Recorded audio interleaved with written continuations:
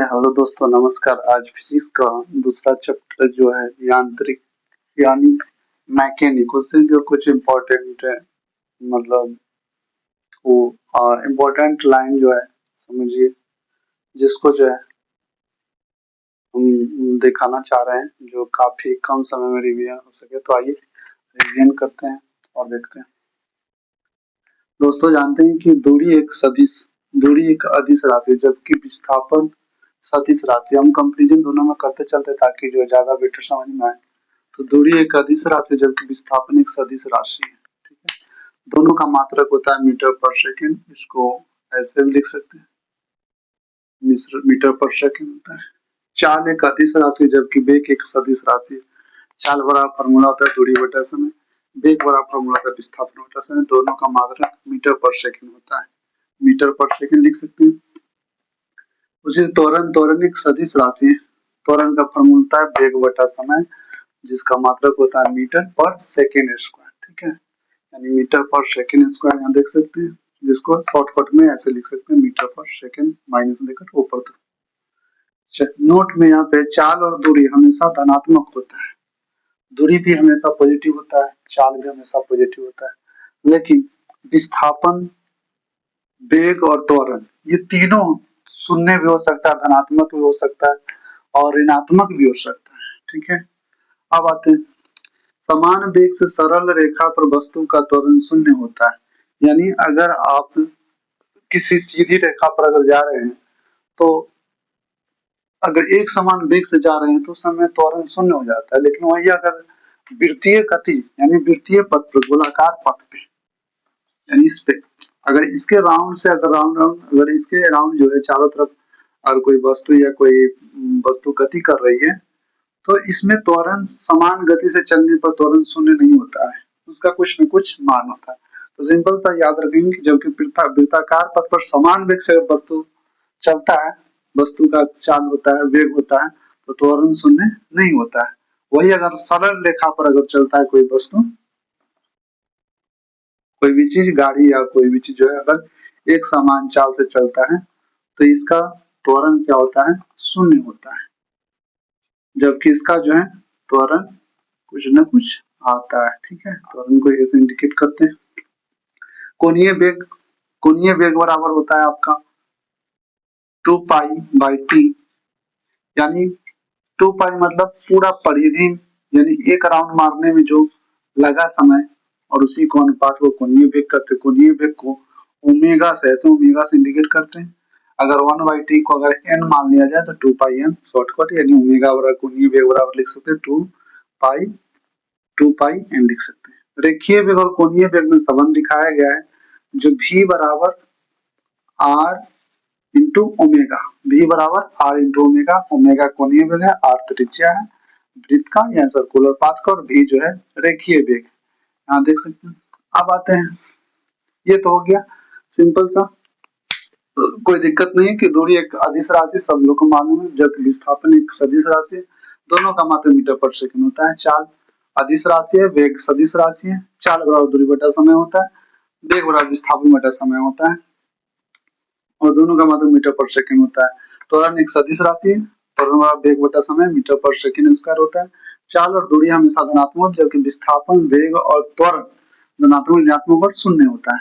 समान वेग से सरल रेखा पर कोई वस्तु अगर चलती है, मूव करती है समान वेग से, तो त्वरण शून्य होता है। जबकि वृत्ताकार पथ पे चलता है,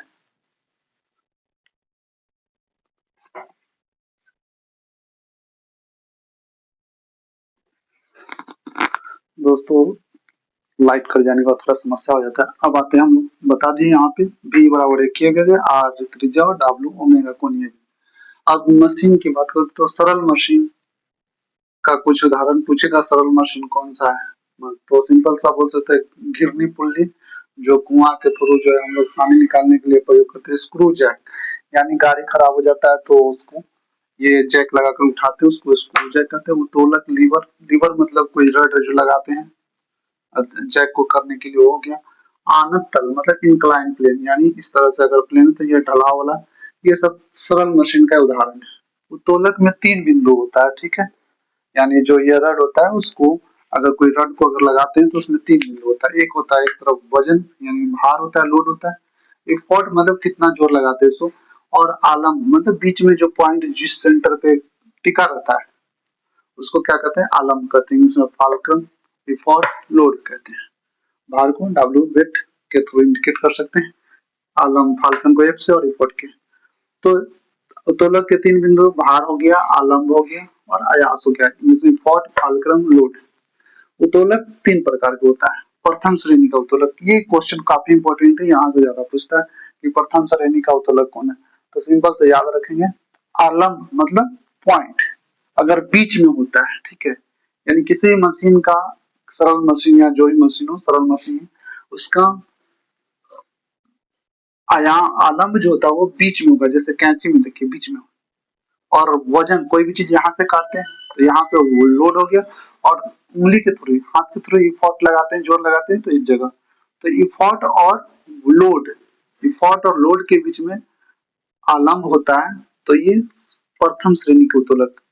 सिंपल सा कैंची हो गया, सियासी हो गया, सिंडासी यानी जिसको सरसी भी बोलते हैं हम लोग, झूला हो गया, हैंडपंप हो गया। हैंडपंप में भी देखते हैं हम लोग, यहाँ पे रहता है बीच में नट लगा हुआ, हम लोग यहाँ से करते हैं तो इधर से लोड उठाता है। तो ये सिंपल सा कैंची से याद रहेगा, सिंपल सा कि बीच में जो है पॉइंट क्या हो, कनेक्ट हो, और इधर लोड और इधर इफोर्ट लगाते हैं। तो झूला भी हो गया, हैंडपंप, सियासी हो गया। और यांत्रिक लाभ, एक या सबसे इंपॉर्टेंट ये चीज हो सकता है लाइन में पूछ दे, यांत्रिक लाभ एक से अधिक या कम होता है, ठीक है। यांत्रिक लाभ जो होता है प्रथम श्रेणी में एक से अधिक होता है या कम होता है। अब द्वितीय श्रेणी उत्तोलक की बात करते हैं तो सरौता, सरौता हो गया एक पहिया वाला ठेला गाड़ी, यानी लोड क्या होता है बीच में होता है, ठीक है, इफोर्ट साइड में होता है, लोड जो भार जो होता है बीच में होता है, और जो लास्ट वाला जो पॉइंट होता है यानी कहते हैं आलम, वो लास्ट में होता है, ठीक है। यानी बोल सकते हैं जैसे मैं नींबू निचोड़ने का, सिंपल सा नींबू निचोड़ने का मशीन से आप ध्यान रख सकते हैं। जैसे नींबू निचोड़ने का जो मशीन होता है वो इस तरह से होता है, ठीक है। तो पॉइंट क्या होता है, हम लोग दाबते तो इफोर्ट तो यहाँ पे ये वाला जो दाबते हैं ना ऐसे करके रहता है ऐसे दोनों चिपकता रहता है, ठीक है, इस तरह से रहता है।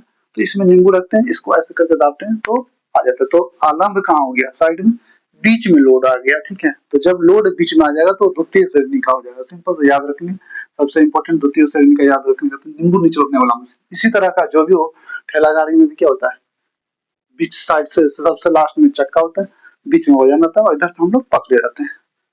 सरौता भी हो गया। तो ये द्वितीय मशीन का याद रखेंगे, द्वितीय श्रेणी में सिंपल सा क्या, जब लोड बीच में आ जाएगा तो द्वितीय श्रेणी का, ठीक है। प्रथम में क्या होता है, जब आलम यानी फोर्थ साइड में आलम यानी आलम जो बीच में आएगा तो प्रथम श्रेणी। तृतीय श्रेणी में क्या होता है कि इफोर्ट बीच में आ जाता है, हम लोग जो दम लगाते हैं जो एनर्जी लगाते हैं वो बीच में लगाते हैं। जैसे सबसे अच्छा स्टेपलर एग्जांपल, स्टेपलर पकड़ते हैं, सबसे पिन मारना होता है तो लोड लास्ट में, पिनअप जो आलम होता है वो साइड में होता है, हम लोग जोड़ किस में बीच में लगाते हैं, ठीक है। तो इसका तृतीय श्रेणी का सबसे अच्छा एग्जांपल याद रखने वाला हो गया स्टेपलर। स्टेपलर से आधारित हम चिमटा भी देख लीजिए, रोटी पलटने वाला, वह भी होता है क्या, साइड में लोड पकड़ते हैं, इधर से ज्वाइंट रहता है आलम और बीच में हम लोग प्रेस करते हैं। मनुष्य का हाथ भी वही आ जाएगा तृतीय श्रेणी में। इसका यांत्रिक लाभ जो होता है एक से कम होता है, ठीक है। तो इस तरह से जो है हम लोग देख सकते हैं यांत्रिक मशीन का कुछ इंपॉर्टेंट पॉइंट। अब आगे देखते हैं, बस इसके आगे में अगले वीडियो में, क्योंकि ज्यादा लंबा वीडियो लोग देखना पसंद नहीं करते। Thank you.